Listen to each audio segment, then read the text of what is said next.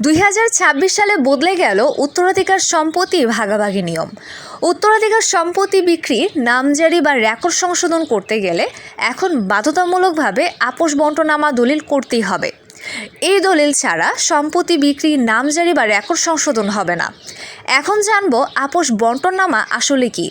আপোষ বন্টনামা হলো সব ওয়ারিশ একত্র বসে আইন অনুযায়ী কে কত অংশ পাবে তা লিখিত ও নিবন্ধিত দলিল।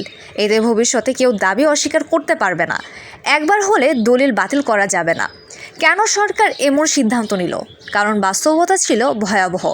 একজন ওয়ারিশ গোপনে পুরো জমি বিক্রি করছে, কেউ না জেনে নামজারি হয়ে যাচ্ছে, বিধবা অথবা বোনদের বঞ্চিত করা হচ্ছে। বছর পর বছর আদালতে মামলা হচ্ছে।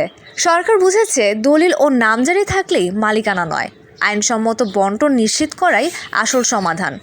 এখন থেকে আর চলবে না আমি বড় ছেলে সব আমার, আমি সব বিক্রি করব, ভাইদের না জানিয়ে নামজারি সব বন্ধ।